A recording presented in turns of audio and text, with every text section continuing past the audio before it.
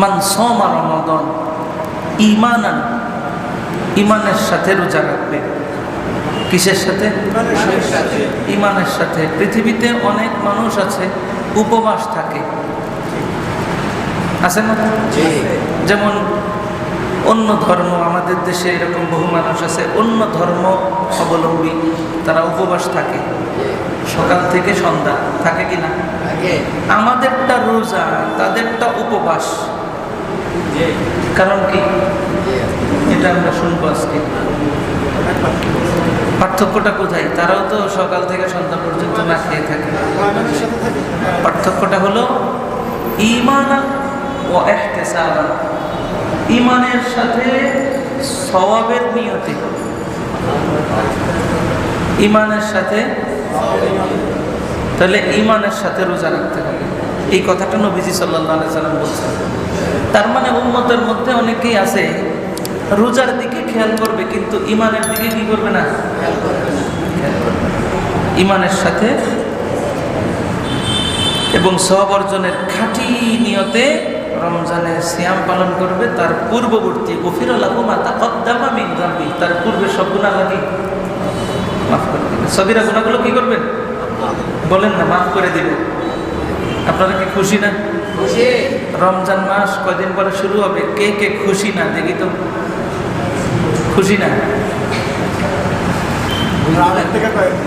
হ্যাঁ, খেয়াল নাই। আমি যে কথা বলতেছি এই কথাই কি নাই, মনোযোগ নাই, খেয়াল নাই।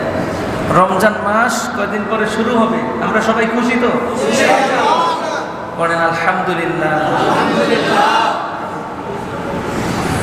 এই রমজান মাস শুরু হলে দেখবেন কিছু মানুষ আছে তারা বলবে তাদের মাথায় গ্যাস্ট্রিক। কোথায়? মাথায়। তাদের বিড়িতে গ্যাস্ট্রিক, সিগারেটে গ্যাস্ট্রিক।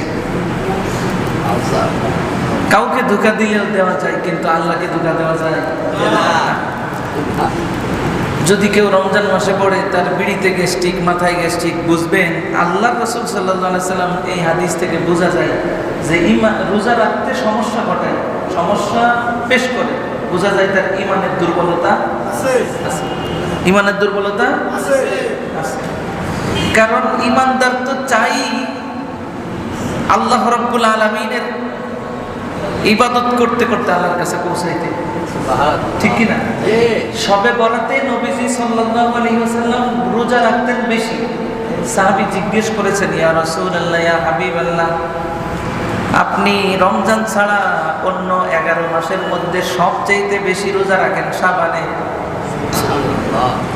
নবীজি সাল্লাল্লাহু আলাইহি ওয়াসাল্লাম বলেছেন, শাবানের এই 15 তারিখ বান্দার আমল আল্লাহর কাছে পৌঁছায়।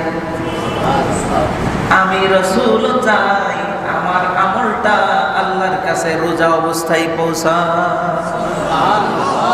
আমি রোজা রাখি এমন অবস্থায় রিপোর্টটা যাক, আল্লাহ আপনার খাস বান্দা মুহাম্মদ সাল্লাল্লাহু আলাইহি সাল্লাম রোজা রাখছে আজকে।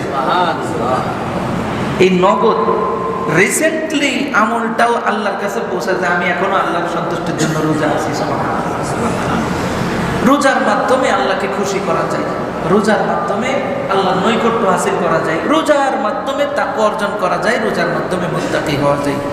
এজন্য আল্লাহ তাআলা বলেছেন, ইয়া আইয়ুহাল্লাযীনা আমানু কুতিবা আলাইকুমুস সিয়ামু কামা কুতিবা আলাল্লাযীনা মিন ক্বাবলিকুম লাআল্লাকুম তাত্তাকুন।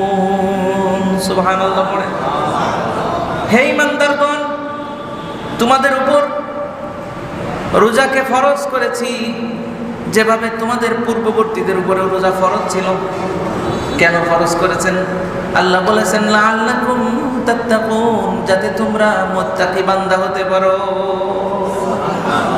রোজার আগে যার দাড়ি ছিল না সে দাড়ি থাকবে, রোজার আগে যার তাকওয়া ছিল না তার তাকওয়া হবে, রোজার আগে যে ব্যবসায়ী ভেজাল দিত সে ব্যবসায় ভেজাল দেওয়া ছেড়ে দিবে, রোজার আগে যে জাল নোট তৈরি করত রোজা রাখার পরে জাল নোট তৈরি করা বন্ধ করে দিবে। রোজার আগে যে গুনাহে লিপ্ত ছিল রোজার পরে সে গুনাহ ছেড়ে দিবে।